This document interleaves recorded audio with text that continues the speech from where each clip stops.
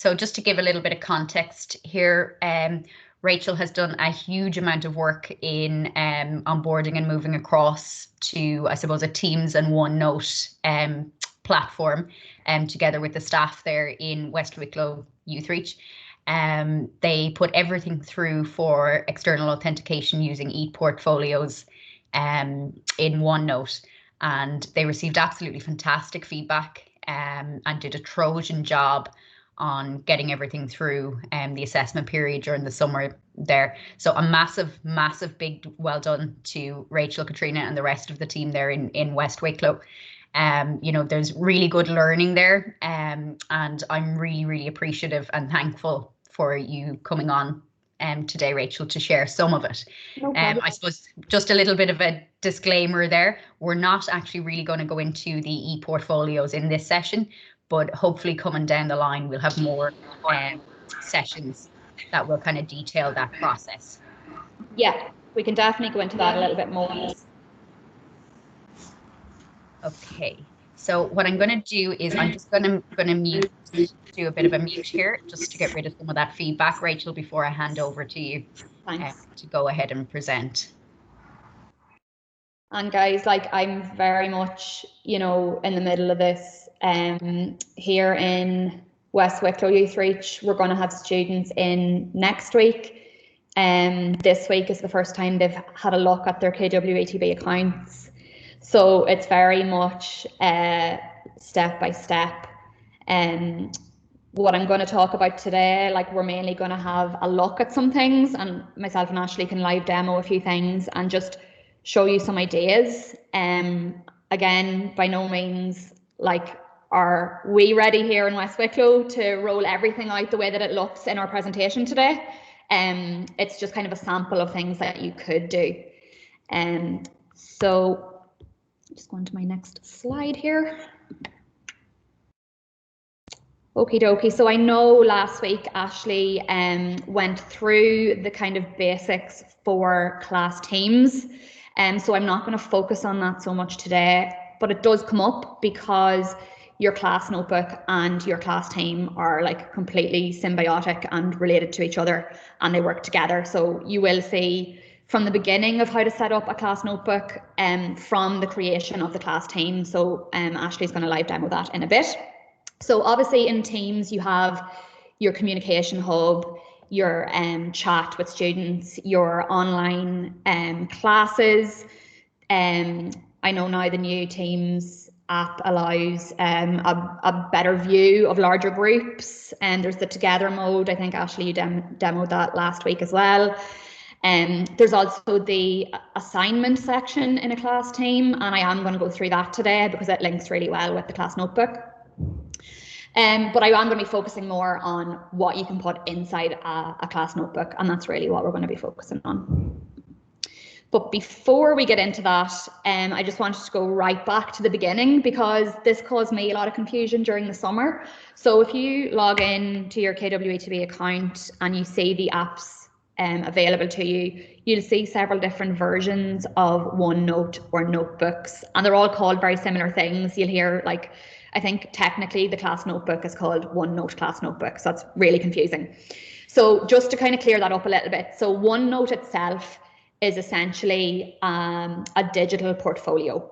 So it's generic, it can be filled with anything. So for example, as Ashley said, I have one of my old tutor folders that we would have submitted for QQI, and this summer we put that folder into a OneNote. Okay, it could also be anything. It could be a folder where you organize your own resources, it could be recipes, it could be anything. Okay, so it's a generic template. The class notebook is, again, an online portfolio, but it's designed specifically for teaching and learning. So we'll have a look here. So OneNote itself, generic template, it's a digital folder. It's broken up into sections, they're called sections, and then within those sections you have different pages. So it literally is like a folder with dividers and your pages in there. Class notebook, laid out the same way, you still have your sections and your pages, but it's also automatically will generate for you these 3 spaces. Okay, so you'll automatically get a collaboration space where teachers and students can write, can edit, can work together. So it's really good if you have group work activities or things that people will be working on together remotely. You'll have a content library, and this is basically your resource bank. So everybody, including students, will be able to view what's in there, but only the teacher is able to edit or change anything. So that's really useful. And then every student who's a member of your class team and notebook will have their own folder in there as well. So as the teacher, you're able to see all of the students' notebooks, you're able to browse through them and see how they're all getting on with work. But as a student, they can only see their own notebook. So there is privacy there. Obviously, they're not able to view other students' work. One addition, I think it's now in there by default. There's a fourth section called the teacher only section. I think it's generated automatically now too. And it's a section that only the teacher can see. So what I've been using that for is if I'm midway through making a resource and it's not ready for anyone else to see it yet, it's kind of a nice place that's private that you can be working on things, and then you can distribute that to either the student notebooks or the content library whenever it's ready. So class notebook is now found inside every class team that is made. So you don't have to go to this separate purple class notebook app. Once you have a class team, you will automatically have a class notebook within that. So what we thought we'd do first is we're going to go through the real basics of how to set that up. It's really straightforward. So I think between Ashley and myself, we'll try and demo that now. It should only take a couple of minutes. Then we'll have a quick look at what the class notebook looks like. And then we have a selection of tools and resources for teaching and learning, which we can just give you an example of. So some of the tools that Ashley would have gone through, Flipgrid, Wakelet, and lots of others, how they kind of can embed easily into your notebook. And then I do want to give a little bit of time to managing assessments. So there's the assignment tab in a class team, and there's also other ways of reviewing student work within the notebook as well. So we'll have a look at that if we have time. So Ashley, if I now go to my Teams app, and I'm just going to get up my list of teams. Would you mind setting up a new class team for me? No problem at all whatsoever. So I'm going to go ahead and share my own screen here. Perfect. Okay. So just very quickly while I'm doing that, before I kind of go into creating the team, I'm just going to bring up a preview of the together mode just for anyone that hasn't seen it. So we're here in our auditorium. Hi Sheena, how are you? So we're here. So that's together mode. And once you update your Teams app to find that, if you click on the three dots, then you have the option to go to together mode. Okay, so that's just really useful for, I suppose, bringing a little bit of community to online lessons, or kind of, I find it easier to pick up on social cues or body language when I see people in this setting. So I'm going to go back to Teams and I'm going to go ahead and set up this team. So at the moment, some coordinators and in some cases, one key kind of member of staff have permissions to create a team. So for the moment, there probably won't be any changes on those permission settings. You know, we're working on that with IT. So if anybody needs a team created at the moment, you can send a request to either Wendy O'Sullivan or myself, and we can get that team set up for you. Just if you could send the exact name that you want, it's really important that you get the name of your team right first time around. It doesn't work very well if you later go to change the name. So the example there will be your module name, the level, and then we'll put your initials in at the end of it for whoever that's for. Okay, but I'm going to walk through the process anyway. So creating a team, you click on create a team. I'm in here in the Teams app and I'm in on the Teams button. So then you go to the right hand side of that, and I'll just show that again, and you have an option to join or create a team. Okay. So click on create team. It's going to be a class team. And I'm going to call this one IT skills level 4. And I'm going to pop my name at the end. No, I'm going to pop Rachel's initials at the end of it because I'm handing this over to her. So I'm going to click next. Okay, so at this stage, you're given an option to add people, but I'm not going to do it here. Okay, simply because you won't get a team looking like this. Okay, so for now, I'm just going to add a teacher in here just to give Rachel access. But then at that stage, we can pass over and show you what it looks like for a team to come up. So adding Rachel there as a teacher. Done. Okay, so Rachel, do you want me to hand back over to you so you can show what that looks like? That'll be great. I can see it. I'm getting a notification here already. Okie doke. So I will stop my screen sharing. Perfect. Okie dokie, and I'll just restart mine.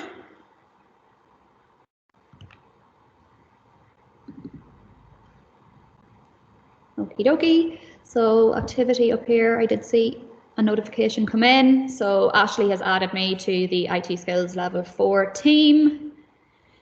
Brilliant. So I now have my new team. If I go to my overview, I have lots of teams here. There's my new team there. So now as the teacher for that team, I can go in and manage it. So I can add students. So that's probably the very first thing you might want to do. So that's all here, add members. So Ashley, do you mind being a student? Not at all. Perfect. Okay. I can change the settings on that here behind the scenes. No probs.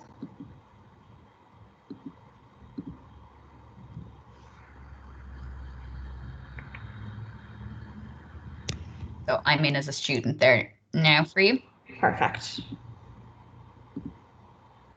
Okay. So if I go to manage team, let's just have a look. It'll probably just take a minute to update.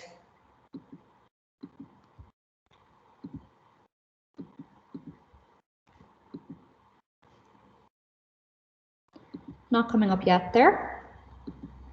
So let's see. I add.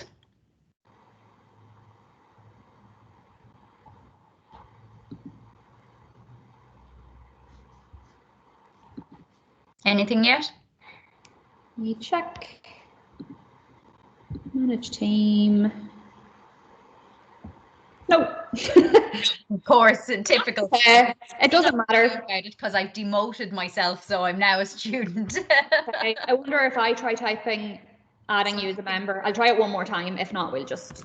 So you can add my FET PD address as a student. Let's see. So fetpd at kwetb.ie. Fetpd at kwetb.ie. Yeah. Brilliant. Yeah, we're in. Okay. So now we have the team set up. We have a student in there. We have our general channel that is created automatically. And where you find your class notebook is across the top in the horizontal series of tabs there.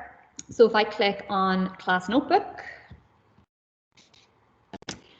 so it'll give us really simple instructions on how to set this up. So you click on set up a class notebook. We're going to set up a new blank one. These are the automatic sections it's going to create. So as I said, collaboration space, content library, section for the teacher only, and then the private space for each student. Then the one other thing it gives you a bit of control over here is, so within each student notebook, what would you like the sections to be called?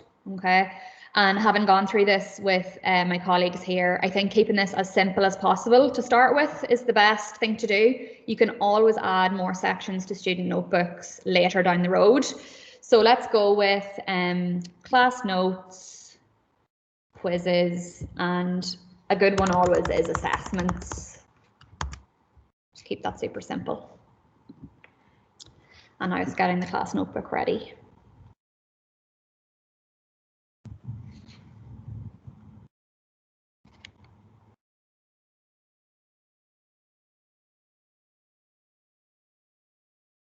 Okay. So a useful trick Ashley just showed me this week, if you're using your class notebook inside your team like this, it's handy to just click on the expand tab. It gives you a bit of a clearer view. So here is our notebook. So we have our collaboration space here. We have our content library, the teacher only section, and you're here as a student under your 2 accounts now, Ashley. Brilliant. And so just to click on one of those, you will see there are the 3 sections named exactly that I had requested in the setup. So it's really, really straightforward. It'll automatically create those sections for you, and you now have a notebook with really clear dividers and separations for different types of content and for different people and different permissions. So I just wanted to, in this blank notebook, show how, you know, I think when you kind of see all of the really fancy things, it can seem a little bit overwhelming sometimes. And certainly for us starting out, when our students come in next week, I think it'll be better for them to start with very little in this notebook as well, because it's going to be new to them too. So literally, I was just going to show, let's say you have a page of notes that you normally would print out and give to each student, let's say. So I'm going to create a section here called notes. And instead of printing it out for everybody, I'm just going to insert a copy of them here. So you can insert file, and I'm just going to insert it as a PDF.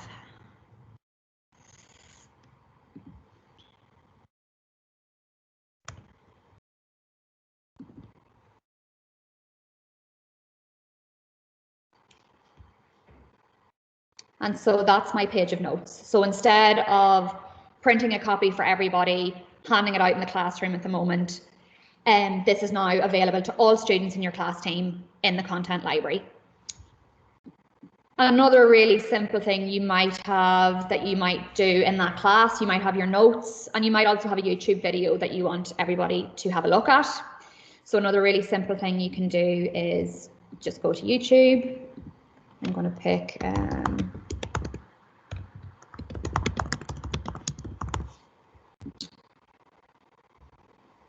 just a TED Talk. Just copy the link. Ooh, bit of advertising for Now TV there. Copy the link.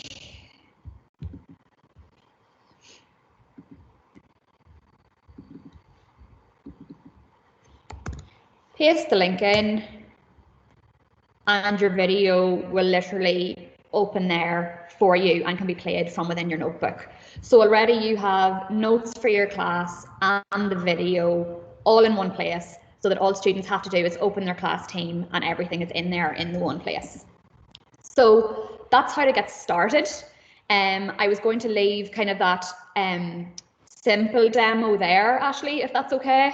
And what we can do then is we have another class notebook in a class team where we have some more resources laid out, and we might just go through it kind of to show what it might look like when you populate it with a little bit more content. So I'm going to close that team for now. Okie dokie. And so this is our test team. So Ashley actually populated out the class team part of this. Ashley, do you want to kind of go through the channels and stuff that you set up? Because it was a couple of really good ideas. Yeah, I'll just very quickly kind of talk through the different channels there. You can leave your screen up, Rachel. I don't need control to do that. Okay. I kind of talked about this in detail the other day during the team session, but it's just a couple of tips. I would recommend numbering your channels so that they are then in the order that you want them in.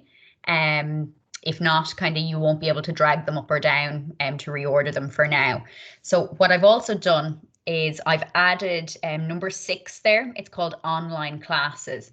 I've separated that out so that when you schedule your online classes, they're easy to access and find for students. So the only kind of comments or links that should go on that channel would be the direct join links for the classes that you have set up. The other thing that you can do then, where I have the blue bytes and the green bytes channel, if you want to differentiate, you can split your class into groups.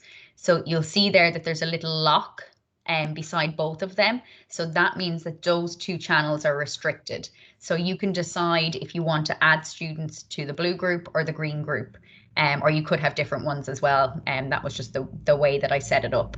But you can also then, if you wanted to, you could have a tutorial with students in that group where only those students would join the meeting. So it's kind of a workaround for breakout rooms if you wanted to do something kind of along those lines. But just to give a bit of context to the channels there for anyone that isn't an IT teacher, basically the IT skills module at level 4 is broken down into 5 topics. So the theory one is first, there's data entry, word processing, internet and email, and file management. So those channels are almost like chapters of your textbook or your notes.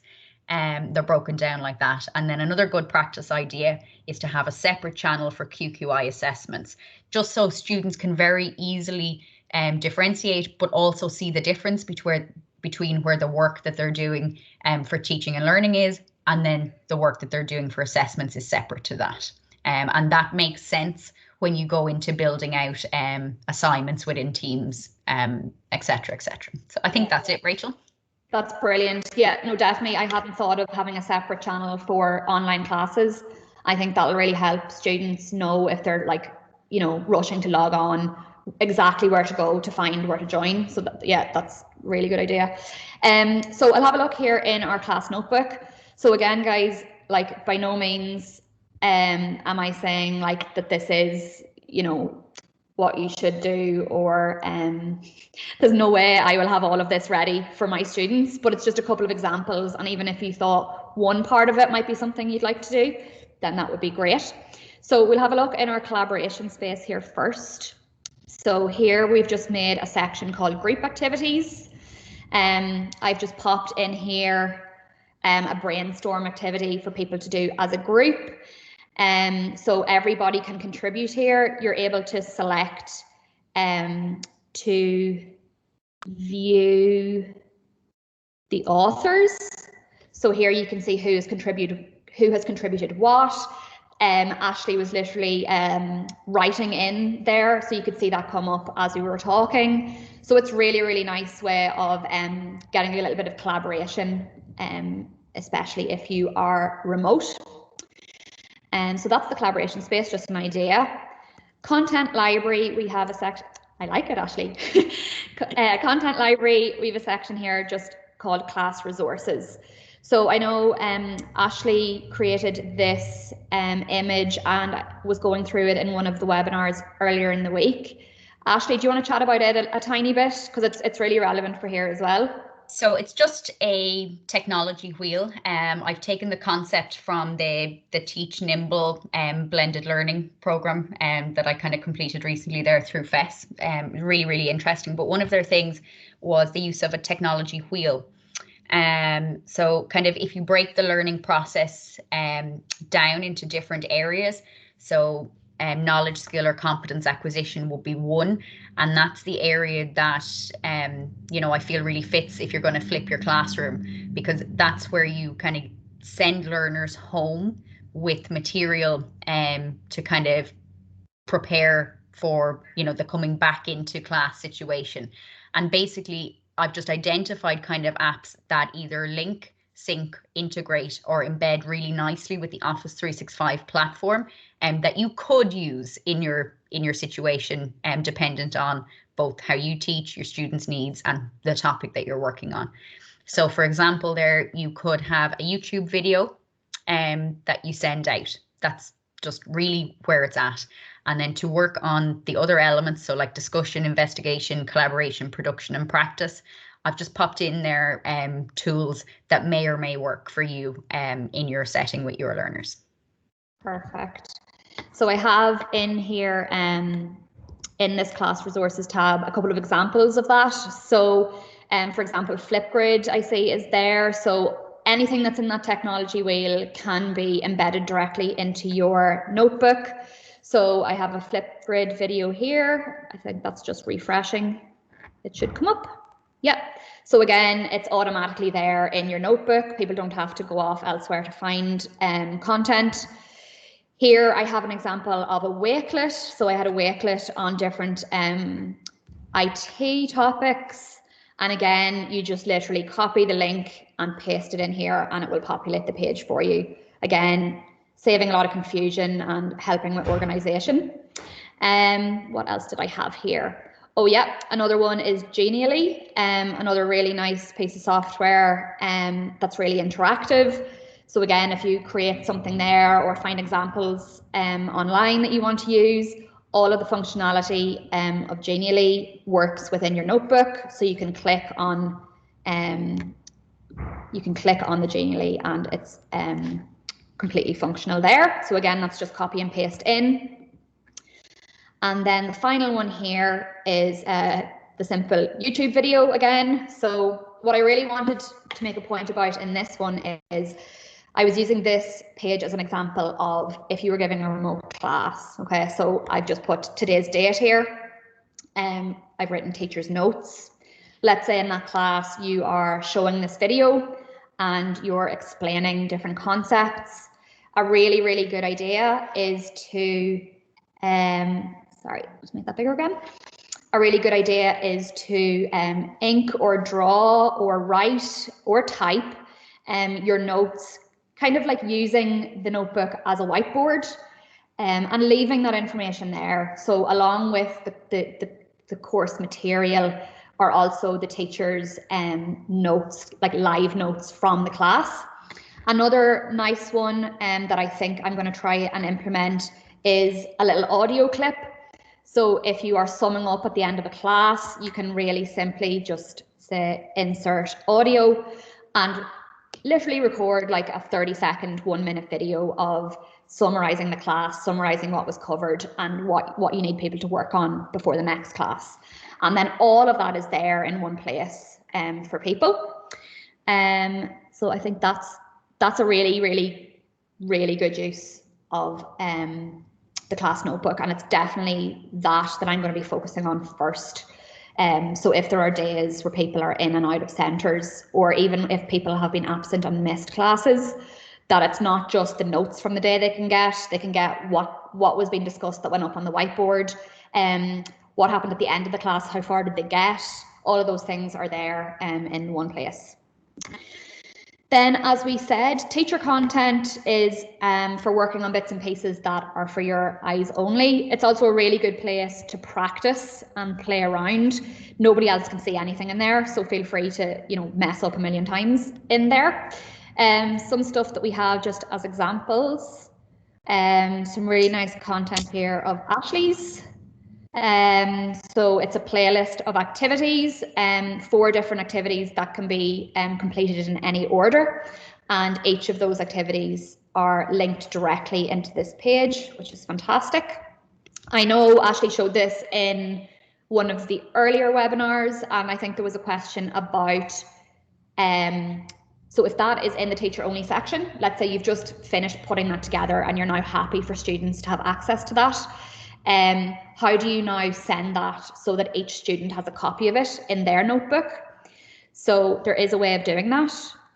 So if I go to class notebook, distribute page,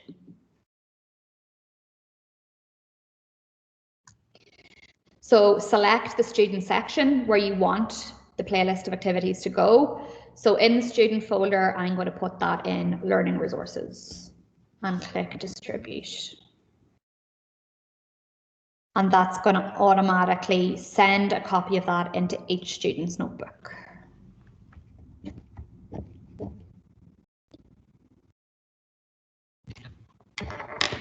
Okay, so I can close that down. Let's just check a student notebook. Learning resources, playlist activities. So that is now in each of the students' individual notebook, literally with one click. The last thing I have here in the teacher-only content, another important thing that is worth considering is just like all of those other tools where you can copy links, paste things in and they'll appear in your notebook, that also works for Word documents. So a main benefit of doing this, well, there's a couple. Firstly, this is an example of a brief. So this might be, well, it will be updated every year because dates are going to change. You also might change certain things in the brief. So if you have this saved and you're editing your Word document, you don't have to re-upload it to your notebook every time. Ashley, can I check if people can hear me? I'm not sure if people can. I can hear you, Rachel. You can. It's just I can see on my screen it's saying reconnecting, so I'm a little bit like. No, I can hear you, and the stream is good. That's perfect. That's fine. Just a question while we're there on your document. How did you get it to print out? I seem to copy the links and put them in, but it doesn't print out my Word document on it like that. We've been through a couple of little issues with this event. So what we figured out is, right, I was taking Word documents that I have on my OneDrive and I was copying that link, pasting it in, and it was opening for me and I thought, great, that's brilliant. But then I was testing it with some staff who were in the notebook as a student and they couldn't see it. So what I realized was, because that's my file on my OneDrive, they don't have permission to see that, okay? So what we've realized is, if you have any documents that you're going to share in your notebook, the best place to save them is within this class team. So I'm going to actually go out and show you this because this caused us a bit of a headache. So if I just going to go back out of this for a second. So along the top of your class team where you have files, if you open your files there, you can open your SharePoint. So every class team that's created is also created a SharePoint site. So what I've done, and you can see them there, is those documents that I want to work with links, I've stored them in my class team's SharePoint site. And the reason for that is, if you're in your, let's say, that's documents, general, basically everybody who's in that class team has permissions to view those documents. Whereas when you're copying links from your own OneDrive, that was causing us problems. Does that make sense? Yeah, I got around that issue by changing the permissions, because I had that issue earlier on. But it's the actual, how does it print out? Because when I paste it, how do you view it? That's there on your OneNote. It just gives me the blue link with no visual. What are you accessing the OneNote in? I've tried everything. I've tried my iPad, I've tried through Teams, and I've tried through Windows 10 version. When you paste the link, do you press enter? Yeah, I press it and press enter, and also I do the insert link as well. Yeah. I maybe hop on a call with you and see if we can troubleshoot that. Thanks, Ashley. Perfect. Yeah, it should come up. So far so good for us anyway. That once we paste the link in and hit return, it tends to pop up for us. So that's that. So that's the embedded Word links. Another great benefit to that is that the immersive reader works with Word documents. So for students, in terms of accessibility and things, they can have the brief read out to them in immersive reader and things like that.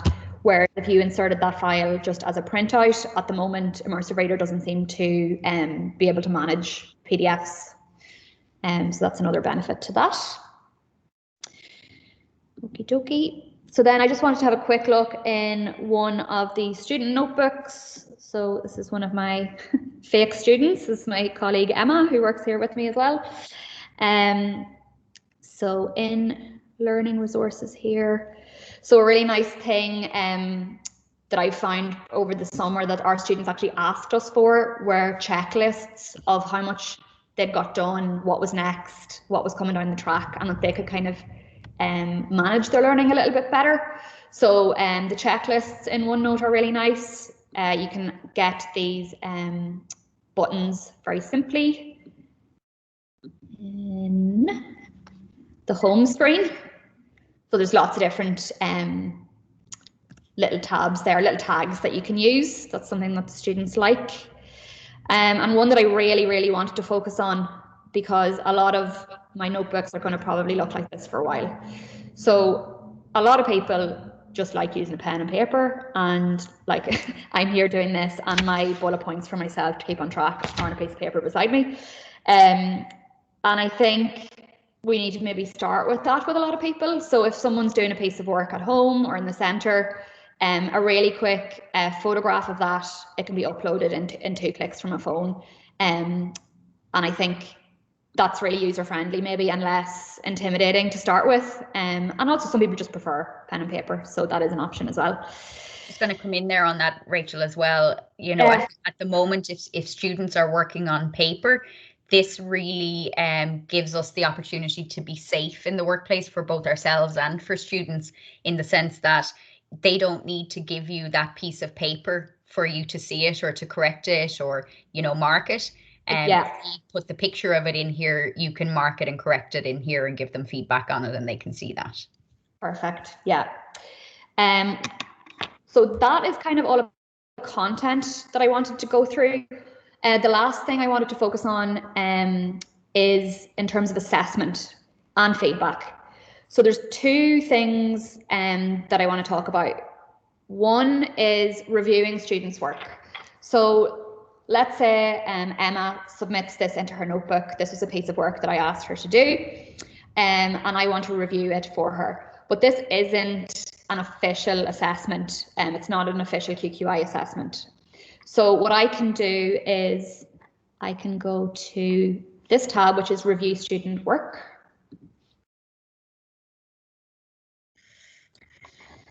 So that was in Learning Resources, Binary Code Practice, and I want to review Emma's. Okay, so Emma's is already open, so that's fine. That's it opening again now. So what I can do there is I can add comments. I could live draw in here. And the really important thing is that after you do that and after you leave your feedback, you could also leave an audio file, any of those type of things. What you can do is you can then lock that page.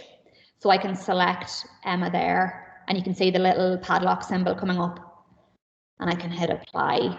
So what means there is my comments, any of my additions to that page are now locked on that page.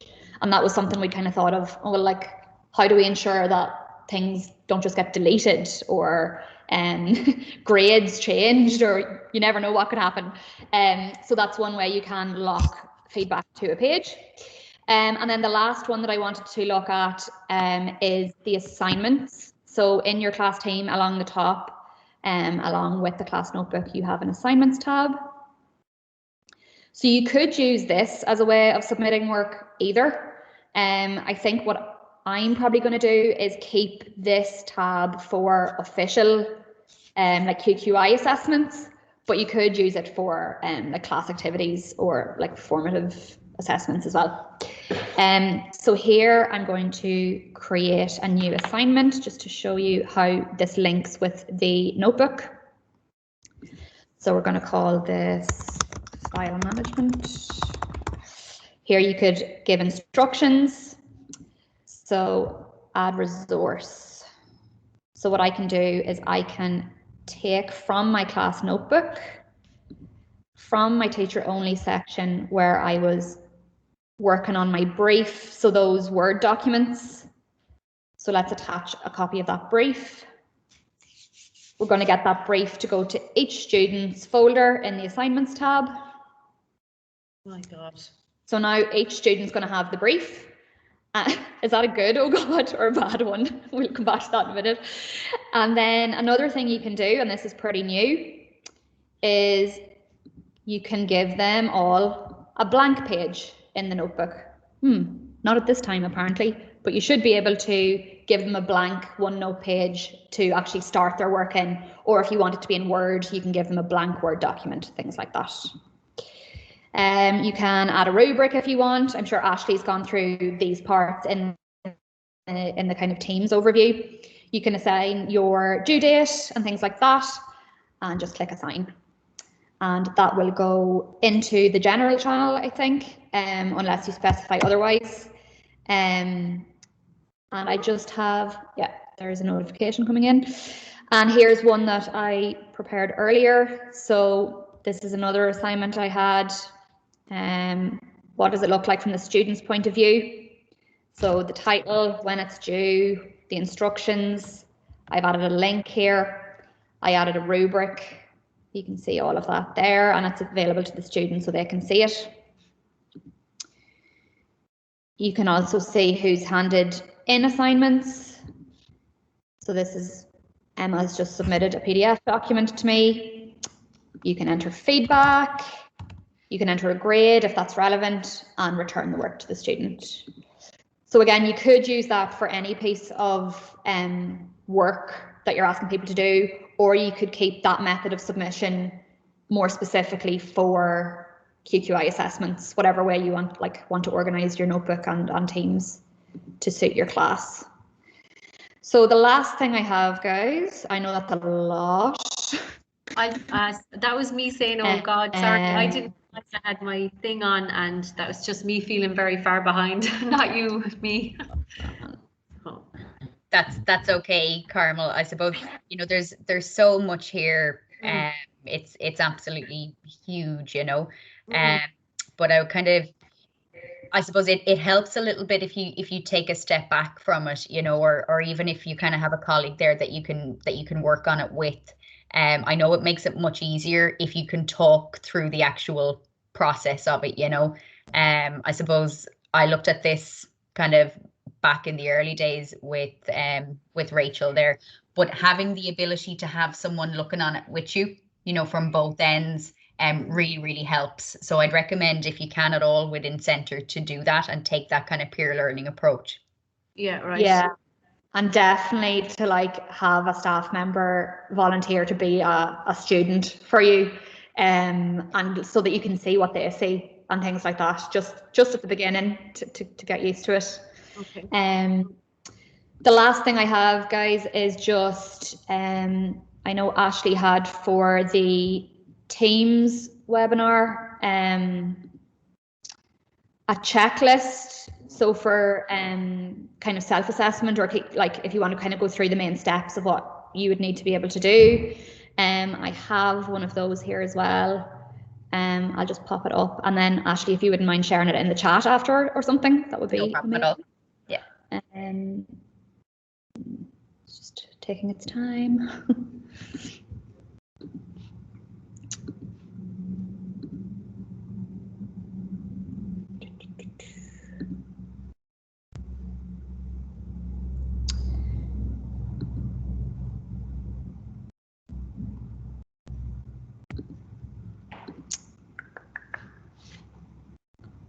There we go. So I have basically covered in some form or another today all of the things that are on this checklist. Obviously, we've flown through it, and it is a lot. And I think maybe even go back to the first 5 minutes of, you know, what we spoke about, and literally putting one you know, handout of notes or one link to a YouTube video. And I think for students, that's going to be better at the beginning as well. This is going to be new to everybody. So starting small and letting it kind of grow organically as the year goes on is probably best for everybody. But if you do want to kind of have a look at how to do the different things we've looked at there, the distributing pages, the giving feedback, that's a checklist there if people want to kind of added to their bank of resources. And I think that's it, Ashley. I think I've covered all that I had hoped to. I think it's enough. No, it's absolutely brilliant, Rachael, and I think it's, you know, it's fantastic to hear it from a teacher's perspective who's kind of started out on that journey of getting here. You know, I know you don't mind me saying that it's not that long ago since you were all on Google Classroom, you know. Oh, so 100%, yeah. You know, if you look at the bigger picture here, I suppose as a program and as a group of staff, you've moved across and converted to a completely different learning management system in a period of what, about 4 months, 5 months maybe? Yeah, probably less. And I mean, like, we're not underestimating like that it's going to be a challenge for students as well. So like simple start, baby steps all the way. Yeah. You know, the populated notebook there is more just to show what you could have, you know. Yeah. And I would really encourage people to look at it through that lens, in the sense that, you know, nobody is kind of suggesting or recommending that everybody should have everything that's demoed or everything that's displayed. It's really to kind of think about it, you know, would it work for me? Would it work for my learners? And would it work for the topic that I teach to ultimately improve the learning outcomes or experience for your students? You know, that's really where this is all going and what it's all about. I would really encourage you to dip your toes in the water, particularly kind of, you know, with your peers. It's actually less scary and less overwhelming, I think, when you're actually working on it. Particularly if you can help each other out and support each other in that journey. You know, there's an awful lot of resources on there. And I've linked in a really useful channel onto the PD site for quick tips and tricks in kind of using OneNote in the classroom. Just on the assignment feature there's an update coming to the assignment window, where down the bottom, and it should be out by the end of this week. Some people have it already. Unfortunately, I'm not one of those lucky ones, but from talking to people this week, it is there. So when you're in your assignment tab now, you should have the functionality to choose which channel you're going to send that assignment to. Okay, great. So that will be there, hopefully, for everybody by the end of this week. So that all those kind of little releases that come out do make it more user friendly and more accessible. Yeah, no, a lot of changes, even I think over the summer. I'm like, oh yeah, they'd fixed that. Okay, that's good. It's obviously a lot of people in the same boat as us. Absolutely. Does anyone have any questions for Rachael or myself? Happy if you want to come on and unmute yourself. Or if anything comes up for people as you kind of find your way through it, like, feel free to get in touch. And I think I asked my questions earlier on. Thank you very much. Did you get your questions answered? I've contemplated what happened, and I'm gonna have a try before I get in touch with you. Perfect. Something else. Grand. Anyone else or any other questions?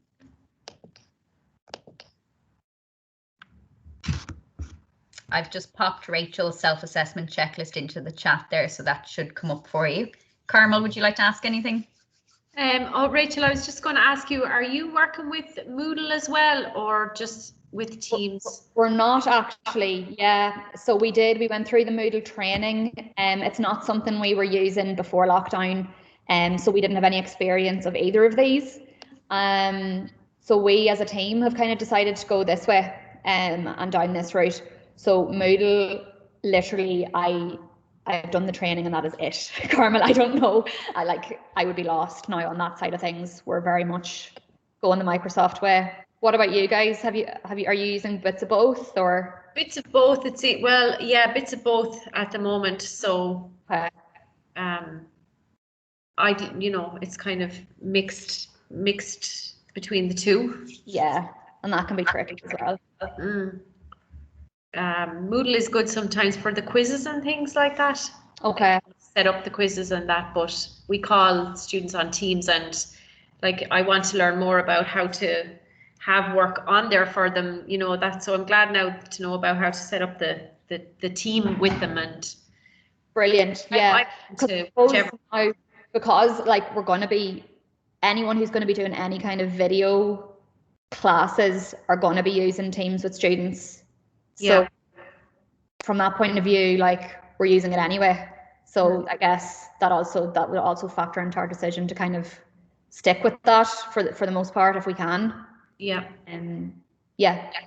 But also Moodle, we weren't in the Moodle sphere anyway, so. Yeah, okay. Well, that's great. Thanks very much. Not at all. Thanks. No problem at all. I suppose, Carmel, the only thing that I will come back in there with, I think it's important as much as possible, from a staff team point of view, but for the students as well overall, that kind of a decision on a mainframe platform will be made. It allows everybody, both students and staff, to focus on what platform you're working on.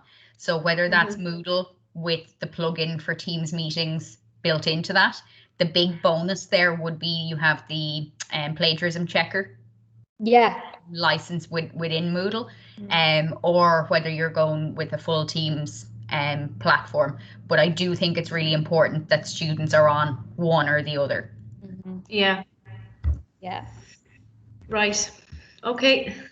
Any idea, Ashley, is there any chance of plagiarism software being a possibility in Teams? It is a possibility in Teams, in the sense that the functionality is there in a plugin, but again, it will be paid. It's the funding element. So license would need to be purchased for that. Now, at the moment, our plagiarism license for Moodle is funded and supplied and looked after by Solus. Right. Okay. So it's a separate entity. Okay. So look, it is there, but it won't be something kind of that will be, I suppose, as an organizational kind of setup at the moment. Grant. So I could literally have Moodle as basically like the virtual classroom that they come into, but then they go in through Moodle into Teams. And yes, so you can basically have Moodle set up as your VLE or your learning management system, but there's a plugin for Moodle for Teams meetings. Now, Wendy demoed that in her session. I saw that. Yeah. And then they can use the classroom, like use the team within. No, that wouldn't be a team within it. That would only be for Teams meetings. Okay, right. And I think that's why kind of, some kind of investigation or discussions around the actual platform probably need to take place to nail down what you're doing, because you don't want half of your online resources in a team and half of your online resources in Moodle. And I think a cohesive kind of streamlined approach as a staff team would be best. Yeah, okay. There, Carmel. I hope that makes sense. Yeah, it does. Yeah, I'll talk to my colleagues. Okay, thank you. No problem at all. I'll pop Rachel's checklist into the chat there. Does anyone else have any questions?